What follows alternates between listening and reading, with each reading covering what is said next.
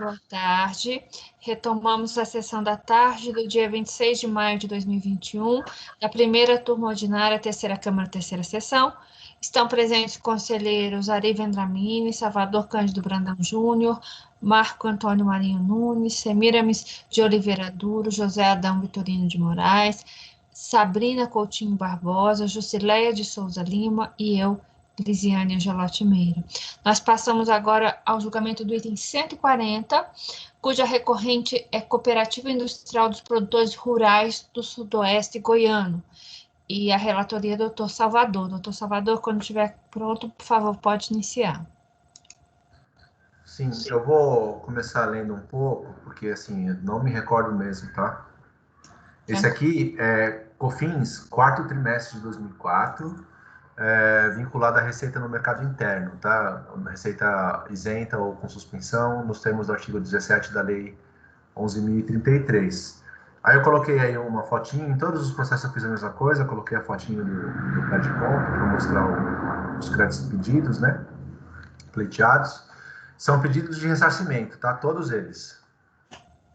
Esse aqui é o quarto trimestre de COFINS de 2004. Então, a contribuinte apresentou o PERDCOMP para o terceiro e quarto, então o terceiro deve estar em outro processo, referente às receitas vinculadas ao mercado interno, recebendo todas elas tratamento manual e estabelecendo procedimento. Tá. Ao final, elaborou um relatório fiscal para todos os PERDCOMPs, realizando algumas glosas e deferindo parcialmente o pedido de ressarcimento conforme tabela abaixo. Deixa eu ler um pouco o relatório da RJ.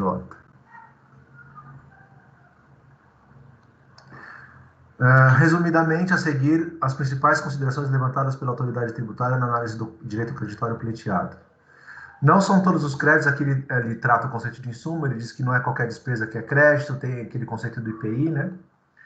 No caso de sociedade cooperativa que exerce atividade agroindustrial, como a contribuinte em questão, o valor do crédito presumido relativo à aquisição de produtos agropecuários utilizados como insumos limita-se ao saldo da contribuição para o PIS/PASEP a pagar, decorrentes da venda dos produtos deles derivados, após efetuadas as exclusões e deduções previstas no artigo 15 da MP 2158.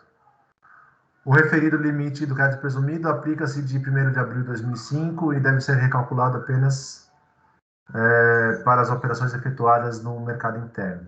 Aqui, eu achei confusa essa argumentação do fiscal, eu até esclareço no meu voto depois, porque ele fala o seguinte, olha, os créditos presumidos de agroindústria, eles só podem ser utilizados para abater da própria contribuição.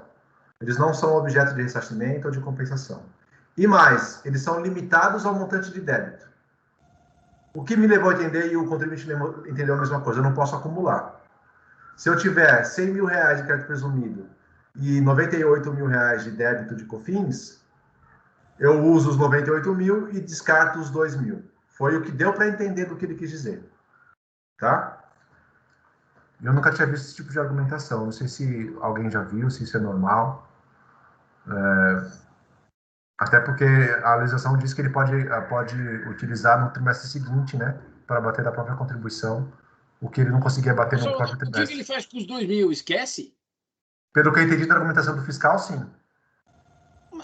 Por causa da limitação. Peraí, por favor, abrir a porta. Pode continuar. Eu nunca tinha... Porque, assim, a lei não faz isso. A lei, ela só diz que pode deduzir com a própria contribuição.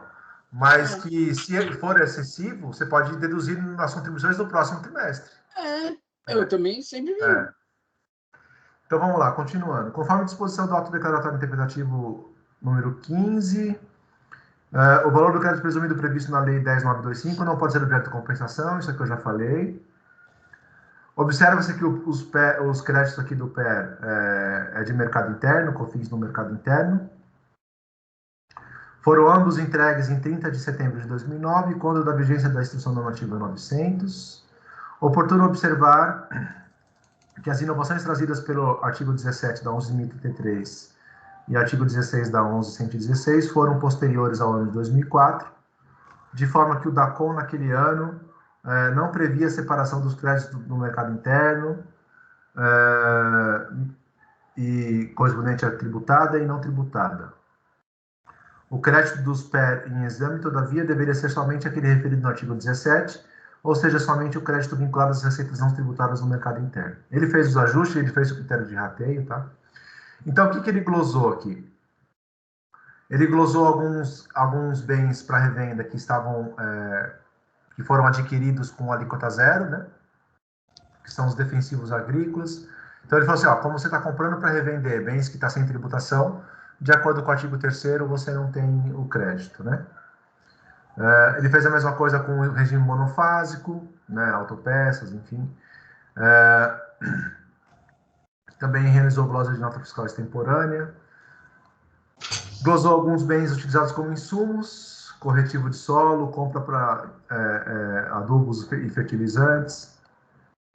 Enfim, tem glosas de vários tipos aqui. Frete de imobilizado, frete de compras, né, de produto que esteja com alíquota zero, frete de transferência de insumos ou de produto acabado entre estabelecimentos, e créditos presumidos também. Ele fez ajuste no crédito presumido, apesar de dizer que isso não era ressarcível, ele fez a auditoria do crédito presumido.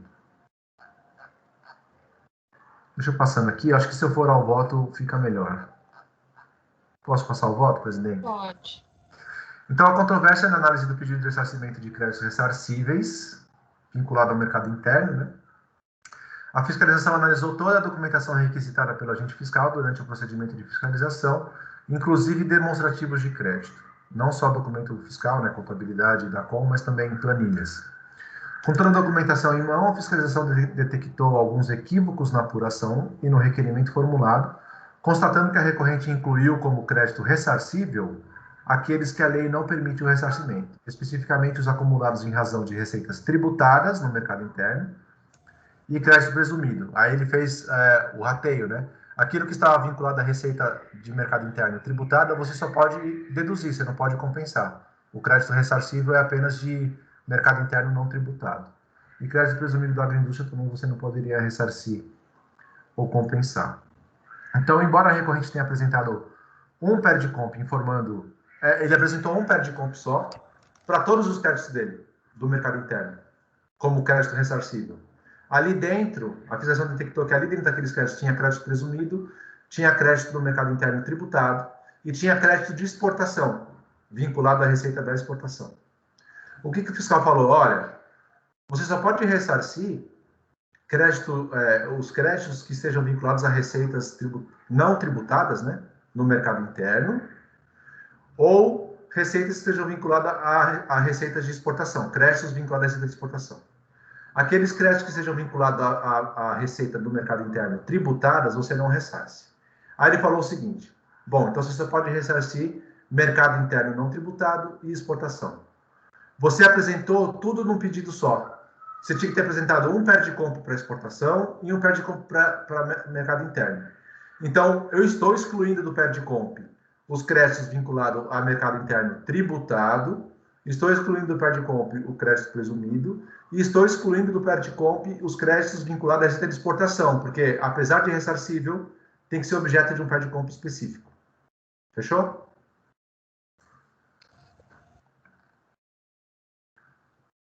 Bom, preliminares. A recorrente aduz a necessidade de reconhecimento da homologação tácita do pedido de ressarcimento. Aqui ele pede aplicação por analogia do artigo 74, parágrafo 5º, que fala da homologação tácita da compensação.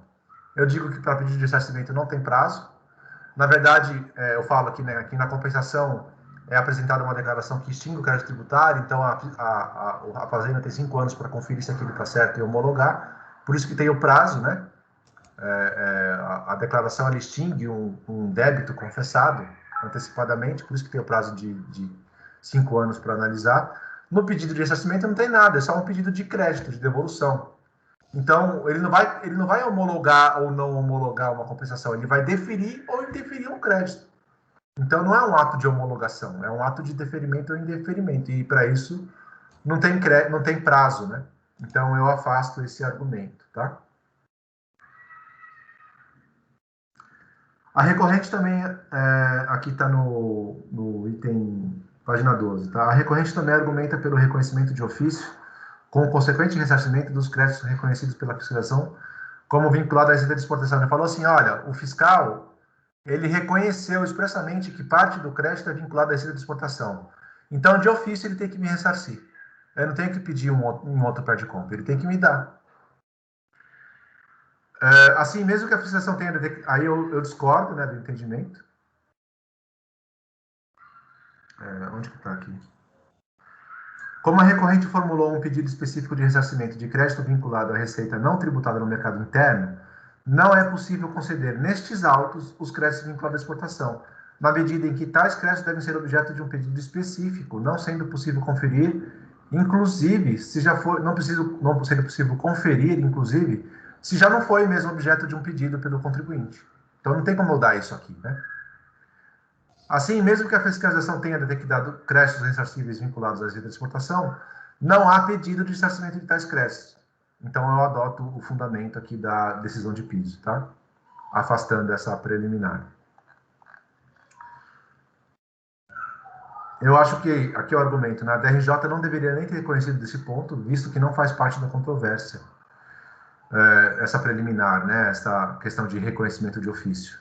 Em sede de recurso voluntário, a recorrente aduz nulidade da decisão recorrida nesse ponto, na medida em que a DRJ deveria ter devolvido os autos para a DRF para fins de realizar uma diligência apurando esses créditos em homenagem à verdade material. Então, como ela pede na forma de nulidade, eu nego provimento ao argumento. Também não socorre os argumentos do princípio da verdade material para análise dos créditos. Durante o procedimento de fiscalização, a recorrente foi intimada para apresentar diversos documentos demonstrativos de crédito, dentre os quais arquivos digitais referentes aos registros contábeis e fiscais. A recorrente também foi intimada para apresentar explicações e detalhamentos de diversos pontos da apuração dos créditos questionados pela fiscalização. A intimação também foi atendida, também foi analisada a atividade produtiva da recorrente. Com isso, todos os elementos de prova já são suficientes para o julgamento da lide. Caso a recorrente entenda que há equívocos na apuração e na análise das provas, com a necessidade de juntada de documentos ou elementos probatórios para infirmar a acusação fiscal, deveria tê-lo feito em suas peças de defesa, mas não o fez. A diligência poderia ser necessária se houvesse elementos de prova capazes de confrontar a fiscalização, que ao menos levantassem dúvidas na apuração dos créditos. Não é o caso. A verdade material é um princípio que norteia o processo administrativo, autorizando o julgador a tomar medidas para saneamento e instrução do processo, quando necessário. Porém, cabe ao julgador essa prerrogativa. Estando os autos suficientemente instruídos, com todos os instrumentos de prova necessários para o deslinde da causa, não há que se falar em diligência. Cabe lembrar por oportuno que o caso se trata de um pedido de ressarcimento e o ônus da prova é da recorrente. Então, nego o provimento. Em relação ao mérito, como visto, a recorrente formulou o pedido de ressarcimento de créditos como vinculados a receitas não tributadas auferidas no mercado interno. No entanto, incluiu no ressarcimento todos os seus créditos, inclusive aqueles não passíveis de ressarcimento, como o crédito presumido da agroindústria e aqueles vinculados a receitas tributadas.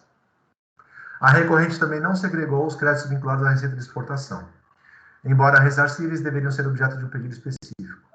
Com tudo isso, a fiscalização realizou toda a apuração e segregação dos créditos. Ela fez o critério de rateio, ela fez todos os ajustes e separou só o que deveria ser do mercado interno não tributado para ele analisar aqui e conferir ou não, deferir ou não o pedido de ressarcimento, tá? Aqui eu cito um trecho do relatório fiscal. Aqui eu coloco de novo o pedaço do pé de compra, né, que ele qualifica o seu pedido de todo o seu crédito como artigo 17, tá vendo aqui, ó, mercado interno. Ele não fez um pedido específico para exportação. Então, o procedimento de fiscalização analisou a nota fiscal, foi bem detalhado, tá? Apesar de ter sido feito com base na IN 404, ele analisou o processo produtivo, analisou item por item, rubrica por rubrica, CFOP por CFOP, ele foi bem. Então, isso facilita o meu trabalho aqui agora para, se eu for adotar o novo critério de insumos, né? Nem tão novo assim, né? Mas o conceito que adotamos aqui para fins de insumo, tá? Com essa auditoria, a fiscalização apurou os créditos passíveis de ressarcimento com base nas INs e glosou o crédito nessa questão dos insumos com esse critério. Então, todas as provas estão nos autos e não há controvérsia quanto aos fatos, mas sim quanto à possibilidade jurídica do crédito. A exemplo dos insumos, bens adquiridos para revenda, sujeito ao monofásico, bens com suspensão e etc. Então, é uma questão puramente jurídica, tá? Coloco aqui, como sempre, a evolução e o conceito de insumos que é adotado pelo RE 122170. Comento aqui o julgado, enfim, e faço algumas considerações. Aí aqui, início da página 20. Com isso, em razão das glosas terem sido feitas por questões de direito, o presente julgamento também será pautado por questões jurídicas, sobre o conceito de insumos fixado pelo STJ, bem como na análise dos argumentos e parecer normativo 5 de 2018. Saliente-se mais uma vez que o caso se trata de pedido de ressarcimento, onde cabe a recorrente o ônus de demonstrar a correção da sua apuração, bem como a aplicação dos insumos, os ativos e os equipamentos do processo produtivo. Isso foi realizado durante todo o procedimento de fiscalização e o agente fiscal conferiu cada etapa do processo produtivo a fim de apurar os créditos dos insumos. Então, eu vou fazer em ordem, com base na ordem do despacho decisório, tá? Primeiro, crédito básicos de bens para revenda. A fiscalização, ela realizou a glosa de alguns bens para revenda porque elas estavam submetidas à alíquota zero, ou era regime monofásico, ou era adquirido de pessoa física.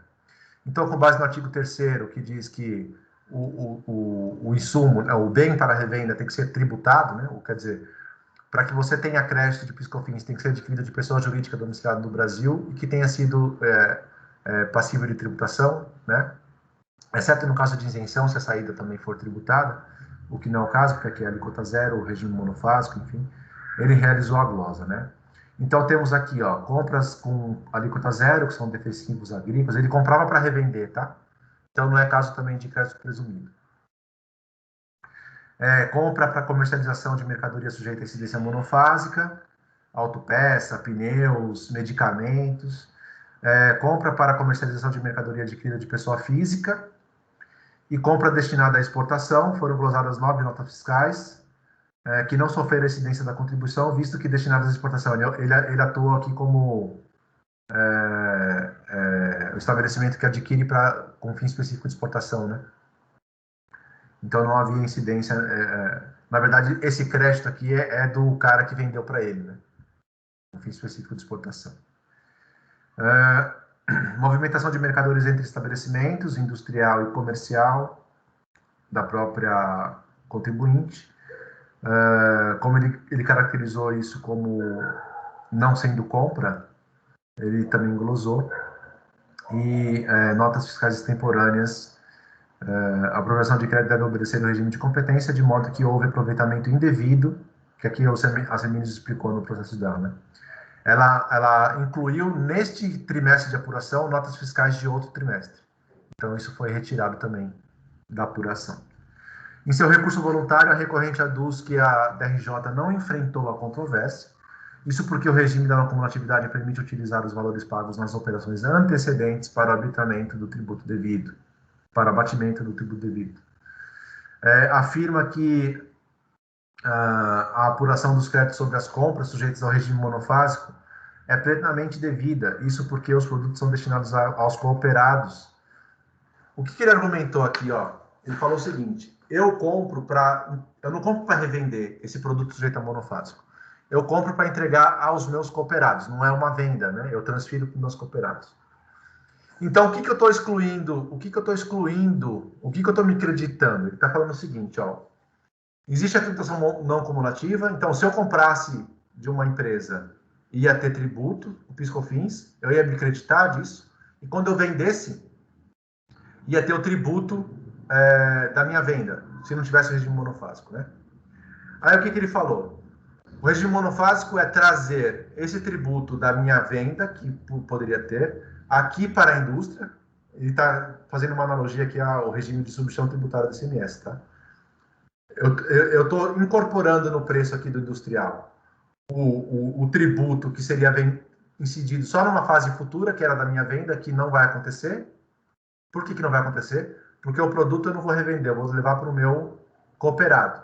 Então, esse tributo que seria devido aqui na minha revenda, que foi embutido no regime monofásico, é isso que eu estou me acreditando. Porque eu não realizei uma revenda, eu transferi para o meu cooperado. Então, o que ele diz? Eu não estou tomando crédito do regime monofásico, eu estou me ressarcindo de um tributo que foi inserido aqui na substituição tributária do monofásico e que na operação seguinte não aconteceu. Então, quando não acontece essa operação seguinte, a Constituição me garante o ressarcimento desse tributo que foi substituído aqui na indústria. Foi o mesmo raciocínio da substituição tributária do ICMS, tá? O que eu digo? Não merecem prosperar os argumentos da recorrente. Primeiro porque... cadê? Não, peraí. Ela afirma que, pela leitura do acordo, dependendo afirma na apuração do crédito compra sujeito ao regime monofásico plenamente devida, como regime monofásico... Aqui, ó, o trecho que ela fala. Como no regime monofásico, o montante de tributo recolhido considera o montante que seria devido na próxima etapa de comercialização, e como a próxima etapa de comercialização não foi realizada, né, porque na verdade foi realizada com um cooperado, então não é comércio, essa parcela embutida na alíquota monofásica deve ser excluída da tributação por meio da apuração de um crédito. Aí ele cita aqui a legislação, enfim. Então aí eu falo. Quanto às compras sujeitas ao regime monofásico, trata-se, na verdade, de uma tributação de incidência única, concentrada, excluída do regime não cumulativo exatamente por não ser plurifásico. Não se trata de substituição tributária. Com isso, o adquirente da mercadoria sujeito ao regime monofásico de PIS e COFINS não está sendo substituído pelo fornecedor, que recolherá, supostamente, um montante de tributo que seria devido pelo adquirente na sua futura operação de revenda. Isso ocorre no ICMS-ST, mas não no PIS e COFINS. O regime monofásico das contribuições não é substituição tributária, mas sim incidência única, concentrada, desprezando-se as potenciais revendas que poderiam acontecer nas demais etapas da cadeia comercial. Com isso, no montante de tributo devido no regime monofásico, não está inserido o montante do tributo que seria devido pelo adquirente na sua futura revenda, não sendo possível a apuração de um crédito sobre esse montante, se a operação de revenda for, na verdade, uma remessa do produto para cooperado, não sendo aplicável o artigo 150, parágrafo 7º da Constituição da República. Então, eu nego provimento a esse crédito. Tá? Quanto à movimentação de mercadorias entre estabelecimento industrial e comercial da própria recorrente, não há argumento de defesa para esse ponto. A fiscalização realizou a glosa afirmando não se tratar de compra para revenda, mas sim mera movimentação de mercadoria, não sendo possível a apuração de crédito. Quanto às notas fiscais extemporâneas e notas fiscais de compras destinadas à exportação, não houve contestação desses pontos na manifestação de conformidade, conforme destacado pela decisão de piso. Eu não toquei no ponto aqui das alíquotas zero, né? Peraí.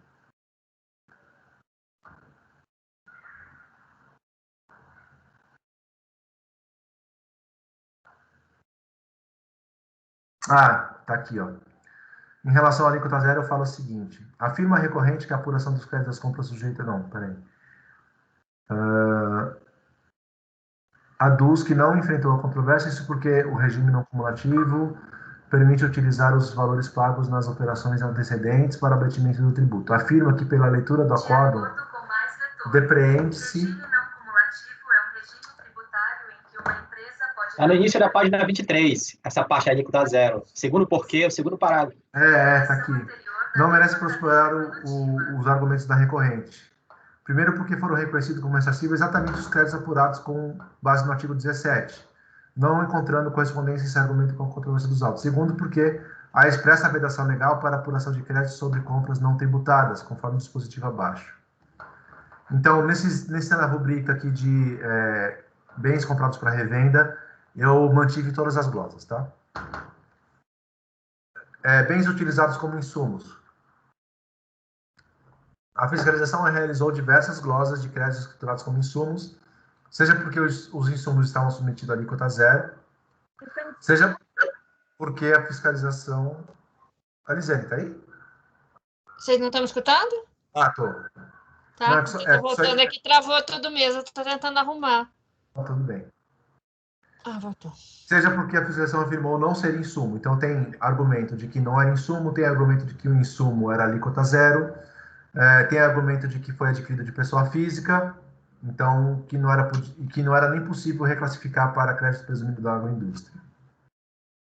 Então, tem aqui compra de adubos e fertilizantes, corretivo de solo, Tem compra para industrialização de mercadoria adquirida de pessoa física, movimentação de mercadorias entre estabelecimentos, compra para industrialização ou produção rural de bem não enquadrado como insumo, compra de insumo adquirido de cooperado, compra de bem adquirido de pessoa física não utilizado como insumo, para produto destinado à alimentação humana, que é o caso do algodão, né? Por isso que ele fala que não é reclassificável para crédito presumido, porque é algodão, né?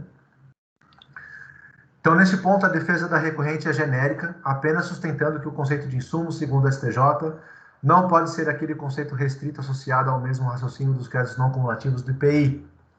Não há uma especificação sobre isso. Então, assim, ele não enfrenta e nem demonstra, nem especifica onde foi utilizado em cada etapa do processo produtivo cada insumo, tá? Que foi glosado. Então, não merecem considerar os argumentos da recorrente, tendo em vista a existência de expressa vedação legal para que os créditos sobre compras não tributadas seja apurado o crédito, né? Conforme o dispositivo abaixo. Quanto aos bens adquiridos de pessoa física, como algodão em pluma e demais insumos, a recorrente não demonstra a essencialidade ou a relevância ao seu processo produtivo, nem mesmo contesta a impossibilidade de sua conversão em crédito presumido. Então, não tenho como saber nem qual é o insumo, tá? Quanto à glosa de onde ela foi utilizada. Quanto à glosa de movimentação de insumos entre estabelecimentos, a DRJ entendeu que tais glosas deveriam ser revertidas, já que não houve uma contestação da fiscalização quanto à sua qualificação de insumos. Portanto, não faz parte do mérito da análise do recurso voluntário, porque a DRJ já reverteu essa parte, tá? Aqui eu cito o pedaço do acórdão. Portanto, quanto aos demais itens restantes para análise, diante da ausência de liquidez e certeza, mantenho as glosas. Crédito de despesa de armazém e frete.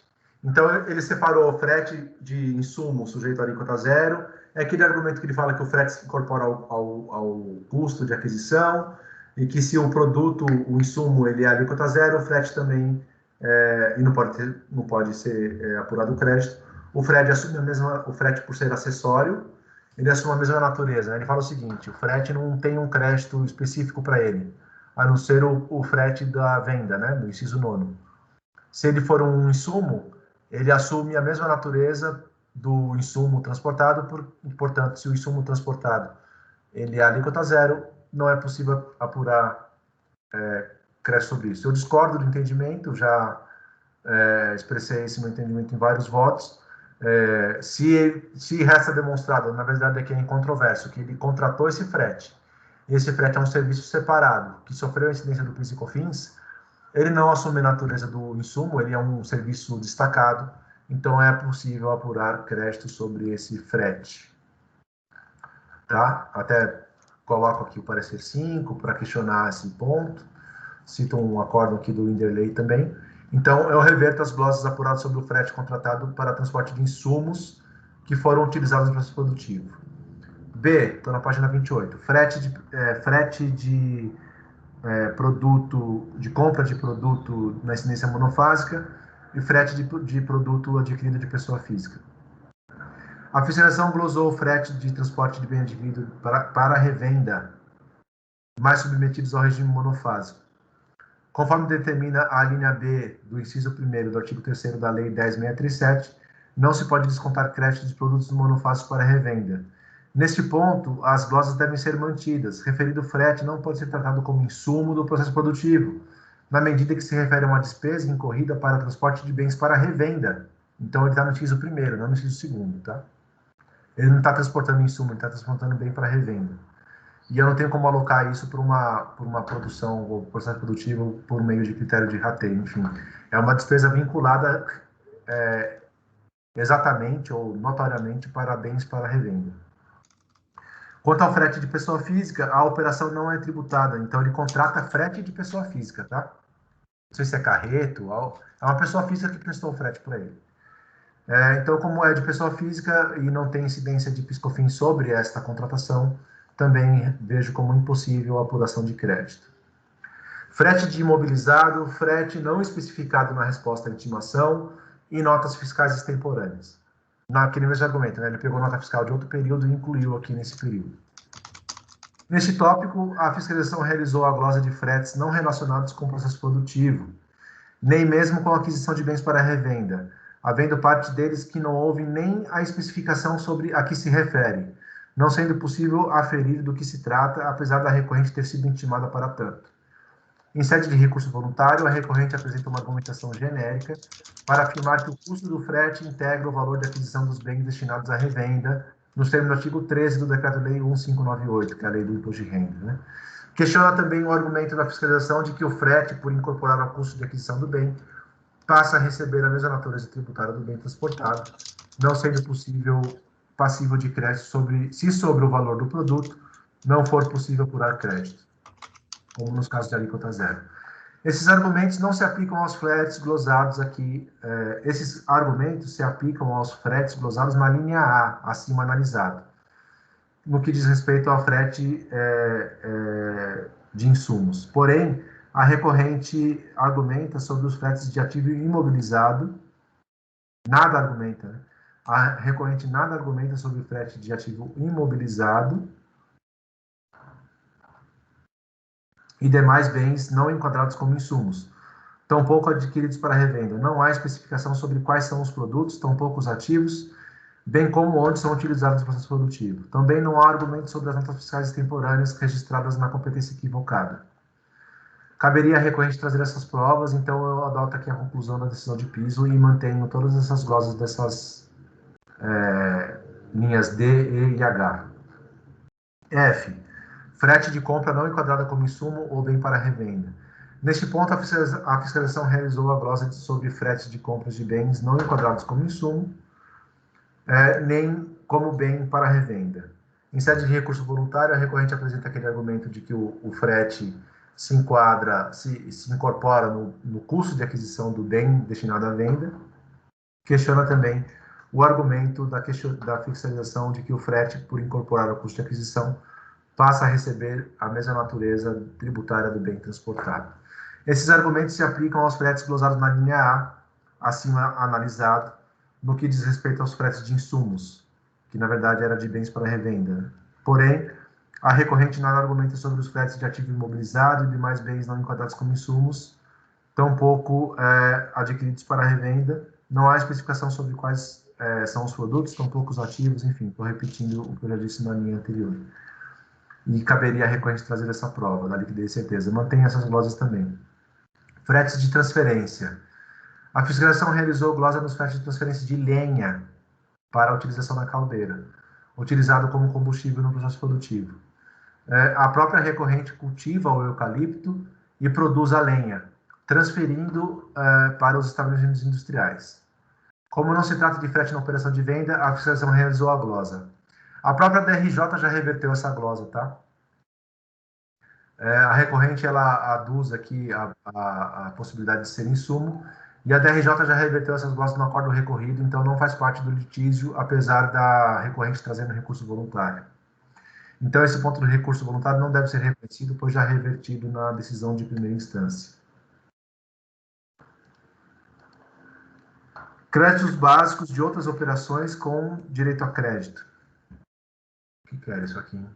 Ao analisar a documentação juntada, a fiscalização realizou a intimação da recorrente para explicar a rubrica Outras operações com direito a crédito, constante de seus demonstrativos. Considerando-se a resposta da contribuinte à intimação, a essa rubrica contempla as operações de simples remessa para compra, entrega futura e aquisição de material para consumo. Então, essa questão para entrega futura foi excluída da autuação, tá, ó, da glosa. Então, quanto aos itens relacionados à simples remessa para entrega futura, a fiscalização já alocou na rubrica de crédito de bens para revenda, então não faz parte do litígio também, tá? Restando a análise da aquisição de material para consumo, que na verdade é SFLP 1556 e 2556. A fiscalização detectou que tais operações referem-se à aquisição de material para uso ou consumo e de outros produtos ou serviços que não se enquadravam nos conceitos de matéria-prima, produtos intermediário ou material de embalagem naquele conceito lá da IN 404. Além de argumentar que não se tratava de insumo, a fiscalização argumentou que na parte das aquisições de bens para revenda ou materiais ou bens e serviços utilizados como insumos foram realizados por pessoas físicas, né? Foram adquiridos de pessoas físicas, né? E também por esse motivo argumentou pela glosa. A DRJ, só para lembrar, tá? Ela já analisou com base no repetitivo do STJ, tá? Então, por isso que ela reverteu até a glosa da lenha lá. Aqui ela disse o seguinte, que ele até poderia ser enquadrado como insumo, até pela argumentação da recorrente, que ela fala que são combustíveis, né? Consumidos no processo industrial, óleos lubrificantes, material de limpeza industrial, indispensáveis para o funcionamento. A DRJ ela falou aqui o seguinte, que ela até poderia reconhecer isso como insumo, mas que não houve a demonstração de qual equipamento, em que fase do processo produtivo isso poderia ser utilizado, né? E também ela disse que não haveria uma demonstração sobre se essas partes e peças, ou sobre essa manutenção, que esse produto, essas peças de reposição que foram adquiridas, elas prolongavam a vida útil do bem, ou se elas deveriam ser ativadas por conta do seu valor, tá? Então, ela afirmou que, em relação à parte e peça, poderia até ser insumo de uma máquina que está utilizada no processo produtivo, não sendo mais necessário aquele critério de desgaste, né, de produto fabricado. No entanto, negou o provimento à manifestação de conformidade, sob o argumento de que, antes de analisar se as partes e peças são insumos, deve analisar se elas deveriam ser ativadas ou não. Como não há prova sobre isso, ele estava negando o provimento. Eu discordo, se esse fosse o único argumento da RJ, eu discordava da RJ, tá? Porque a fiscalização não entrou nesse detalhe. Ao contrário, analisou a referida compra e concluiu que as despesas não eram passíveis de crédito com base na IN 404. Então, ou seja, afirmou que não era matéria-prima, produto intermediário, etc. No entanto, ainda assim, não é possível reverter a glosa. Isso porque, a DRJ também falou a mesma coisa, a recorrente não demonstra quais são as partes e peças, onde elas foram aplicadas, né? Não demonstra quais são os combustíveis, pode ser um veículo de área administrativa, por exemplo, e nem qual é o material de limpeza. Nem mesmo demonstra ou explica em quais máquinas foram aplicadas e qual momento do processo produtivo tais materiais de uso e consumo são utilizados. Ainda, as glosas de crédito sobre aquisição de material de uso e consumo perante pessoa física também não poderiam ser revertidas diante da expressa vedação legal. Por isso que eu mantenho as glosas, tá? Então, em relação aos créditos presumidos da agroindústria, a fiscalização excluiu do ressarcimento créditos presumidos da agroindústria porque disse que não era ressarcível, né? A recorrente argumenta que ela requer, né? Porque a Lei 12.058 de 2009 e também essa Lei 12.350 de 2010, elas passaram a admitir o ressarcimento, né? E aí ela pede a aplicação retroativa dessas leis, mas ela fez o pedido de ressarcimento antes da lei. Não tem como aplicar retroativo, né? Para estes pedidos. Então, nesses termos, a pessoa jurídica que desenvolve a atividade agroindustrial pode apurar crédito presumido de PIS e COFINS, com base no artigo 8º, para compensar exclusivamente com débitos das mesmas contribuições. Por isso, tais créditos não podem ser objeto de ressarcimento, tá? O direito que se discute nesses autos é o direito de utilizar esse crédito para compensar com quaisquer tributos administrados pela Receita Federal ou para ressarcir, né? Deixa eu colocar aqui. Não, já está aqui. Bem como o direito de requerer o ressarcimento em dinheiro. Aí eu cito aqui o trecho e coloco em destaque, né, para deduzir, né, da contribuição. Perceba que os créditos presumidos somente podem ser utilizados para deduzir do PIS e da COFINS. Ainda não é possível aplicar retroativamente um benefício fiscal previsto pela legislação, senão nos termos em que a própria lei estabelece. Assim, por exemplo, a Lei 12.058, em seu artigo 36, quando permitiu que os créditos presumidos da agroindústria relativos aos bens classificados nos códigos tais da NCM pudessem ser objeto de ressarcimento ou compensação, previu que o pedido de ressarcimento dos créditos presumidos apurados em 2006 somente poderia ser realizado a partir do primeiro dia do mês subsequente ao da publicação da referida lei, ou seja, só depois de 2009, né? Um mês depois aqui da publicação da lei. O presente poder de compra foi transmitido antes desse marco temporal, em 30 de setembro de 2009. No entanto, os créditos presumidos podem ser acumulados trimestre a trimestre para deduzir. Aqui eu coloquei esse argumento para rebater aquela limitação que o fiscal colocou, né? Que é limitado ao montante de débito de PIS e COFINS. Então, eu estou colocando o seguinte. Os créditos presumidos podem ser acumulados trimestre a trimestre para deduzir das próprias contribuições devidas, não existindo a limitação ao montante de débito do trimestre. No mais, a fiscalização fez ajuste nos cálculos dos créditos presumidos, aplicando a alíquota do crédito presumido a partir da NCM dos insumos adquiridos, sobre os respectivos valores de aquisição. Então, aqui eu aplico a súmula 157 para dizer que se aplica sobre o valor da compra, né, a base de cálculo da compra, mas a NCM é do produto fabricado. A fiscalização realizou a glosa também de créditos presumidos ao constatar que algumas compras tiveram como destino a revenda, sem utilização como insumo para a produção de mercadoria destinada à alimentação humana. Dentre esses itens foram adquiridos de pessoa física, mais um argumento para a glosa. Então, ele glosou alguns créditos presumidos da agroindústria, porque foram bens adquiridos de pessoa física, somente para revenda, ou bens adquiridos de pessoa jurídica, mas somente para revenda, sem industrialização, tá? Em sede de recurso voluntário, a recorrente sustentou que essas aquisições não eram passíveis de crédito presumido, mas sim de crédito integral, uma vez que os fornecedores de tais produtos tributam as suas vendas. Ele argumentou o seguinte: aqueles produtos que ele adquiriu de pessoa jurídica, com suspensão, com alíquota zero, essas pessoas jurídicas venderam para ele esses produtos para ele revender com tributação. Ele falou que a suspensão era facultativa na época. Já pegamos alguns casos desses, né, que eles falam que essa obrigatoriedade da suspensão ela surgiu apenas com uma IN lá de 2009, a IN 997. A gente já enfrentou isso em um voto do doutor Ari e um voto meu. Voto meu também. E nessa ocasião, a gente considerou que, na verdade, nesse período, ainda não tinha sido disciplinada essa suspensão, apesar dela já existir na lei, mas foi a IN que trouxe essa... Então, tem a IN 600, que veio em 2006, que disse que a suspensão valia desde a publicação da Lei 10925, que é agosto de 2004. As operações só passaram a ser, no caso, suspensas após a IN 636, né? 4 de 2006. 600, na verdade, né? Ou é 636? Eu não lembro. É porque uma resolve a outra. Acho que eu coloquei aqui, ó. Não merecem prosperar os argumentos. A fiscalização detectou que os itens aqui gozados foram apenas revendidos sem passar por um processo produtivo. O artigo 8º é claro ao dizer que deve ser para produzir mercadorias destinadas à alimentação. Quanto ao argumento das compras com suspensão, cabe argumentar que a suspensão não era facultativa, mas sim obrigatória desde agosto de 2004.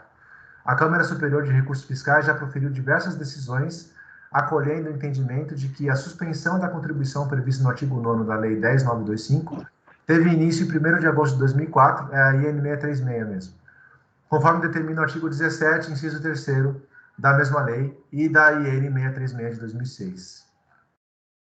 Desta feita, diante da previsão legal do artigo 17 da Lei 10.925 e da IN 636, a suspensão das contribuições do PIS/COFINS devem ser aplicadas a partir de 1º de agosto de 2004. Assim como as compras não foram submetidas à tributação das contribuições, não é possível a apuração dos créditos das contribuições. Ainda a DJ, acho que foi a DJ que usou esse argumento, falou o seguinte: olha, estava suspenso. Se ela tributou, ela vai poder pedir repressão de débito, mas você não pode se acreditar disso. Isso é um problema dela, da sua revendedora, não seu. Acho que foi a DRJ que trouxe esse argumento. Então, em síntese, deve ser revista a apuração do crédito presumido, o que foi mantido, né? Previsto no artigo 8º, parágrafo 1º da Lei 10.925, considerados pela fiscalização, neste CREDICOMP, aplicando-se o percentual de presunção de acordo com a súmula 157. Crédito presumido relativo ao estoque de abertura. A recorrente continua contestando incorreções na conclusão fiscal acerca do crédito presumido apurado sobre o estoque de abertura, sustentando que esses estoques já foram adquiridos com tributação não cumulativa pela alíquota 165 de PIS, pois todas as compras oneraram que ocorreram entre março e julho de 2004. Lembrando que o nosso caso aqui é de COFINS, tá? Caso o crédito presumido seja apurado pela alíquota de 0,65, a recorrente seria prejudicada. Todavia, os casos presumidos sobre o estoque de abertura não fazem parte da controvérsia, visto que não foram objeto de glosa. Ao contrário, a fiscalização acatou exatamente o montante de crédito informado no DACOM pela recorrente. Aqui eu cito um trecho do relatório fiscal, né? Eu criei um print aqui. Então, veja que ela fala exatamente que ela não glosou nada, ela acatou todos os casos presumidos apurados pela própria recorrente no DACOM. Então, também não conheço os argumentos da recorrente sobre esses casos presumidos apurados sobre o estoque de abertura. E aqui, de ofício, eu aplico a correção monetária com base no repetitivo do STJ, porque aqui nós estamos lidando com o processo de ressarcimento, tá? Pedido de ressarcimento. Então, conclusão, finalmente. Dou provimento parcial ao recurso voluntário, revertendo-se as glosas apuradas sobre fretes contratados para o transporte de insumos, mesmo que tais insumos sejam submetidos à alíquota zero ou suspensão. Quanto aos demais insumos sujeitos ao crédito presumido da agroindústria, não ressarcíveis, deve ser aplicada a súmula 157 para os cálculos. E sobre o valor a ser ressarcido, deve ser aplicada a Selic. Então, a única coisa que eu estou revertendo aqui de glosa é o frete de insumos, tá? Contratado pela pessoa jurídica. E estou aplicando a Selic para ele. E em relação ao crédito presumido que foi dado pela fiscalização, né, lembrando, como crédito não ressarcível, para ele manter na escrita, a apuração deve ser o percentual pelo NCM do produto fabricado, né, conforme as súmulas CARF 157. Concluí, presidente, é o meu voto. Ok, obrigada. Alguma observação? Muito longo também. Hoje nossos insumos estão... Uhum. Você falou alguma coisa, Ari? Desculpe. Não.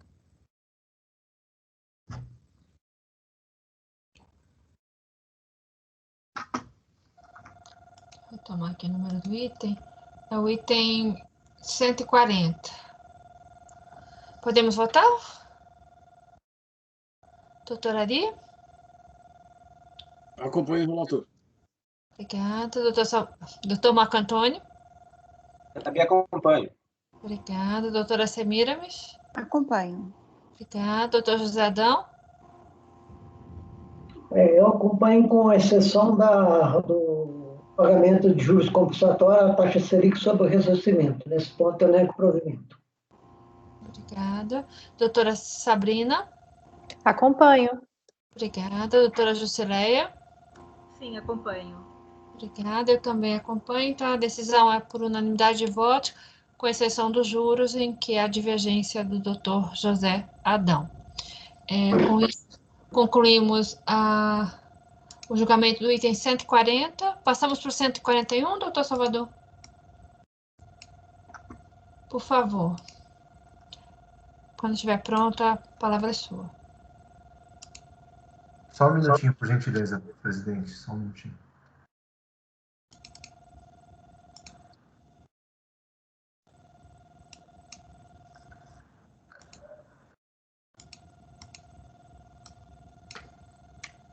Eu errei um negocinho, peraí. O 141 é o final qual? Eu acho que eu numerei aqui, né? Eu deixei numerado aqui, né? Aqui, 2011-11. Bom, esse aqui... Posso começar, presidente? Sim, por favor. Esse aqui é COFINS do quarto trimestre de 2004. É isso? O outro era terceiro, né? O outro era terceiro trimestre, esse aqui é o quarto. Fiz confusão aqui. Então, esse aqui é o quarto. Outubro, novembro, dezembro de 2004. Se me permite, presidente, eu ir para o voto, porque aí eu consigo ver o que está diferente, ou o que é igual, ou se é tudo igual. Sim, por favor. Então, a relação às preliminares é a mesma coisa, tá? Ele fala da questão da homologação tácita no pedido de ressarcimento, ele fala da verdade material, e ele fala também do reconhecimento de ofício dos créditos relacionados à exportação, já que foi reconhecido pela própria fiscalização. Eu afasto os preliminares, o crédito de exportação tem que ser objeto de um PERDCOMP específico, não tem homologação tácita para ressarcimento, Em verdade material, eu acho que tem todas as provas nos autos para julgar, eu não tenho nenhuma dúvida. E se ele queria apresentar alguma prova, ele deveria ter trazido.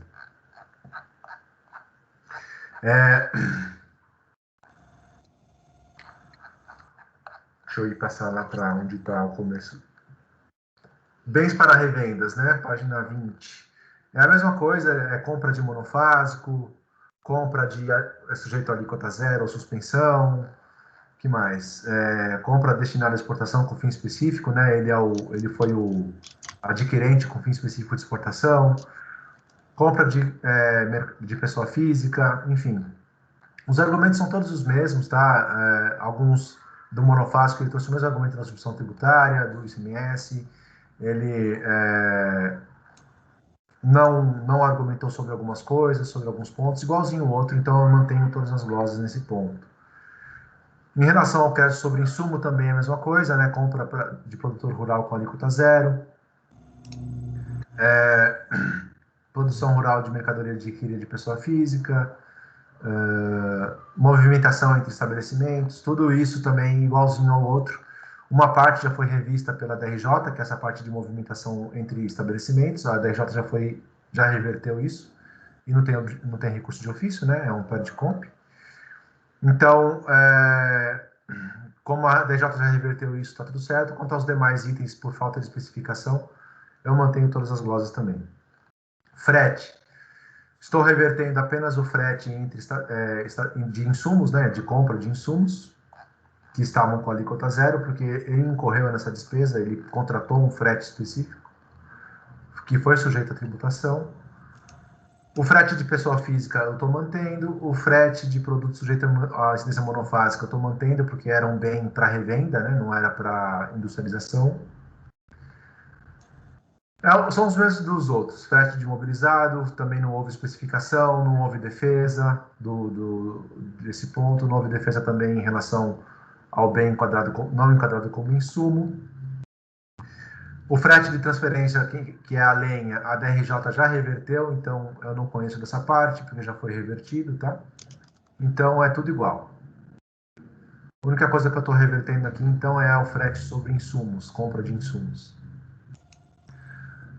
Créditos básicos, outras operações de crédito. Aqui é aquela questão de material de uso e consumo, né? Que tem lubrificante, produto de limpeza e peças e partes de reposição para manutenção de equipamento. Eu mantenho as glosas pelas mesmas razões do outro voto, tá? Não houve uma especificação sobre em qual máquina foi aplicada a peça ou em qual setor foi aplicada o produto de limpeza, enfim, não houve demonstração alguma. Foi uma defesa genérica de que o conceito de insumos ele é amplo e não é aquele do IPI. O crédito presumido da agroindústria é a mesma coisa, né? O que foi mantido aqui tem que ser aplicado, ele só é ressarcível, ele não pode ser, ele só é utilizado para deduzir das próprias contribuições, ele não pode ser objeto de ressarcimento, eu não posso aplicar retroativamente a lei 12.058, porque a lei foi específica em dizer que os créditos de 2004 só podiam ser pedidos depois da vigência dessa lei, e esse pedido aqui é anterior à vigência da lei. Que mais? E em relação à alíquota do crédito presumido, eu aplico a súmula 157, né, que tem que ser a alíquota com base na NCM do produto fabricado. Com relação ao que foi glosado de crédito presumido, por que foi glosado? Porque foi adquirido para revenda, tão somente. Eu mantenho a glosa. E a questão da suspensão também mantém a glosa, porque a suspensão ela entrou em vigor em agosto de 2004. Em relação ao estoque de abertura, eu não conheço do argumento, porque não houve glosa nenhuma desse estoque de abertura, ele aderiu totalmente ao que foi escriturado no DACOM, e a correção monetária do de ofício. Então, acho que o dispositivo é o mesmo, presidente, deixa eu ver aqui. Conhecer em parte do recurso voluntário para, na parte conhecida, dar parcial provimento, revertendo-se a glosa apurada sobre frete contratado para o transporte de insumos, mesmo que o insumo esteja submetido a alíquota zero ou suspensão. Para essa parte que foi dado ao objeto de ressarcimento, súmula 157, e, Selic, né? E quanto aos créditos presumidos, súmula 157. É o mesmo dispositivo do anterior. Muito obrigada, doutor Salvador. Então, estamos no item 141. Podemos votar? Doutora Ari, por favor. Acompanho o relator. Obrigada. Doutor Marco Antônio. Eu acompanho.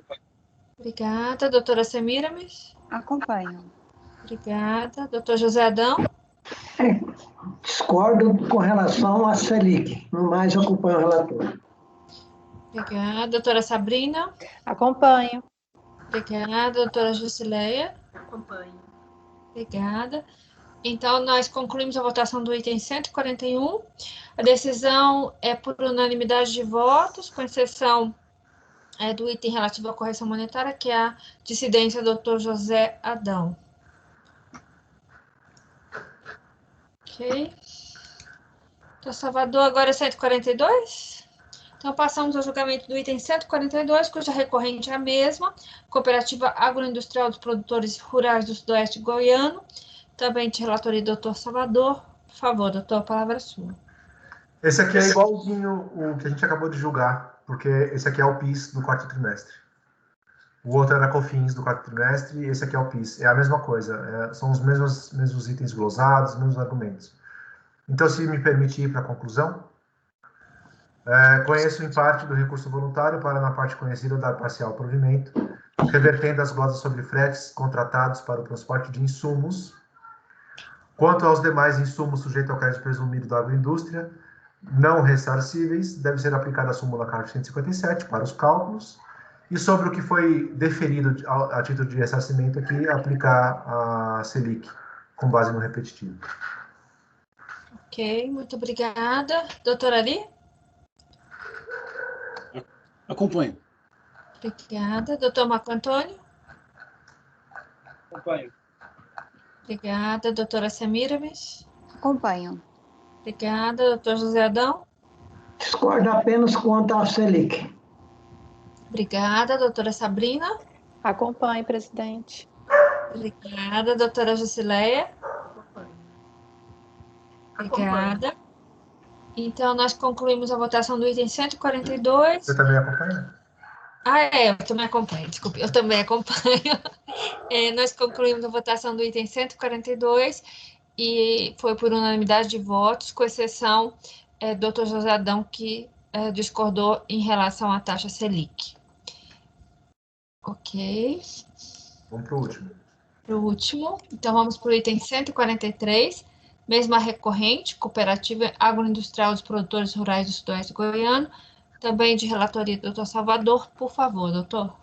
Então, como eu tinha adiantado, é tudo crédito de mercado interno não tributado, né? Então, o fiscal ele fez o critério de rateio, excluiu o que era tributado, excluiu o que era exportação e excluiu o crédito presumido e fez a análise. Foi a mesma fiscalização, tá? O mesmo despacho, o mesmo relatório fiscal, inclusive. Esse aqui é terceiro trimestre de 2006. Eu vou para o voto para ver se tem alguma coisa diferente, tá? As preliminares são as mesmas, tá? Aquela questão de homologação tácita, verdade material e reconhecimento de ofício do crédito vinculado à exportação. Eu nego todas as preliminares, né? Em relação ao mérito.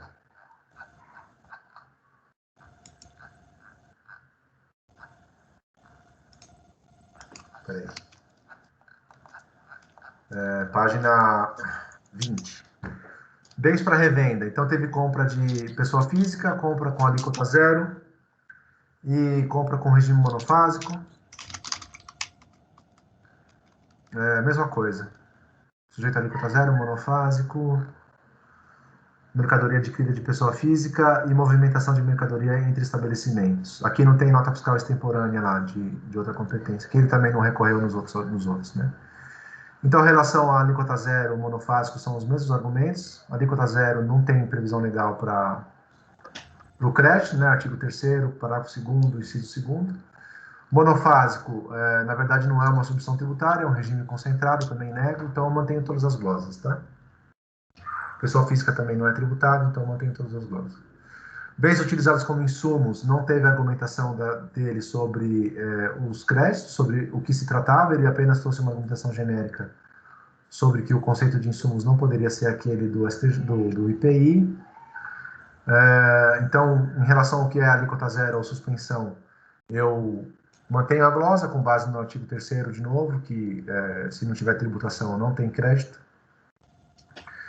Quanto aos bens adquiridos de pessoa física, como algodão em pluma e demais insumos, não houve demonstração de nada onde é utilizado, então mantenho a glosa. Em movimentação de insumos, a DRJ já reverteu, né? Ela entendeu que deveriam ser revertidas, porque não houve uma contestação da fiscalização contra a qualificação de insumos, então ele já foi revertido. Isso não é objeto de recurso de ofício, então não tem que ser analisado aqui. Em relação ao frete de produtos, insumos, a alíquota zero eu estou revertendo, pelos mesmos argumentos dos outros. Frete de compra de produtos sujeito à incidência monofásica, como ele é um frete de bem para revenda, né, adquirido para revenda, e frete adquirido de pessoa física, eu mantenho a glosa. Não posso tratar esse frete como insumo, tá? Frete não relacionado à operação de venda ou para revenda. Então, neste tópico, a fiscalização realizou a glosa de fretes não relacionados com o processo produtivo, nem mesmo com a aquisição de bens para revenda, havendo parte deles em que nem houve especificação sobre o que se refere, apesar de ser intimado para tanto. Então, é o frete de imobilizado, frete de retenção e frete não especificado na intimação número tal. Aqui, de novo, né, não houve argumentação nenhuma, ele apenas contesta que o frete não pode assumir a mesma natureza do insumo adquirido. A questão do insumo eu já analisei na linha A, quando eu dei o frete para a compra de insumos. Então, como não foi especificado sobre que imobilizado é esse que ele está transportando, o que seria frete de retenção, eu mantenho essas glosas. Frete de compra não enquadrado como insumo ou bem para revenda. De novo, não houve nenhuma especificação da contribuinte, mantenho as glosas.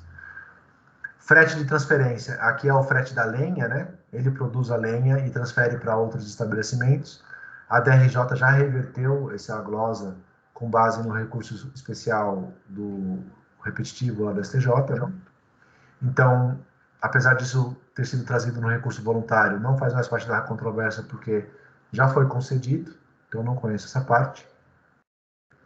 Outros créditos básicos com direito a crédito, partes e peças para reposição, manutenção de equipamento, óleo lubrificante, material de limpeza.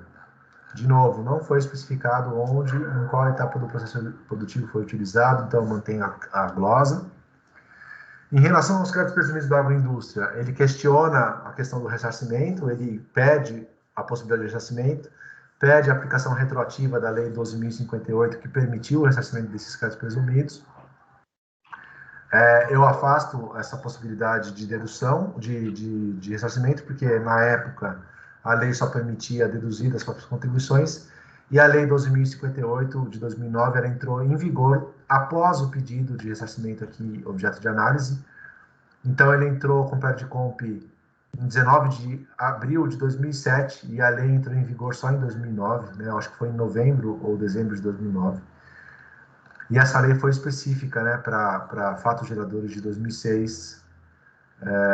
Somente poderia ser objeto de ressarcimento um pedido formulado no primeiro dia do mês seguinte à da publicação da lei. Então, ele pediu 2 anos antes, não tem como aplicar retroativamente. Créditos presumidos glosados, ele comprou para revender, né, ou comprou de pessoa física.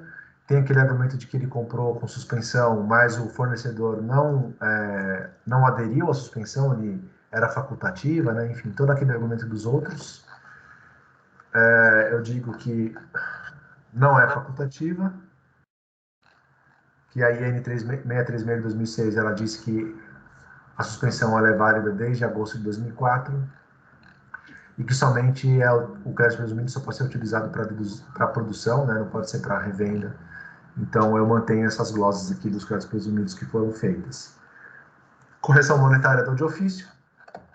Então, a conclusão é a mesma dos outros, presidente, apesar de ter umas coisinhas diferentes, mas, no geral, a conclusão é a mesma. Eu reverto a glosa de frete de compra de insumo, frete, né, utilizado para transportar o insumo adquirido.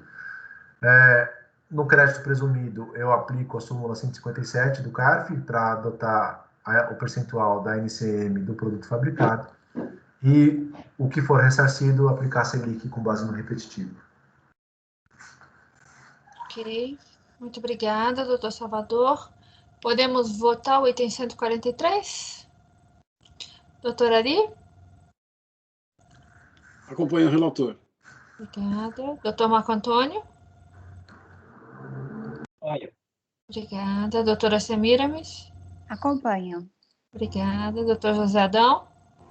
Com exceção dos juros Selic, acompanho o relator. Obrigada. Doutora Sabrina? Acompanho. Obrigada. Doutora Jusileia? Acompanho. Eu também acompanho. Então, a decisão é por unanimidade de votos, nos termos do voto relator, E esse é o repetitivo, né? com exceção do item da correção monetária. O julgamento desse processo, que é o item 143, é paradigma para o julgamento dos processos 144 a 160. O resultado do julgamento desse processo será aplicado aos processos repetitivos, 144 a 160. Bom, com isso, segundo o meu controle, nós encerramos a sessão da tarde do dia 26 de maio de 2021. Eu peço, por favor, que suspendam, que finalizem a gravação.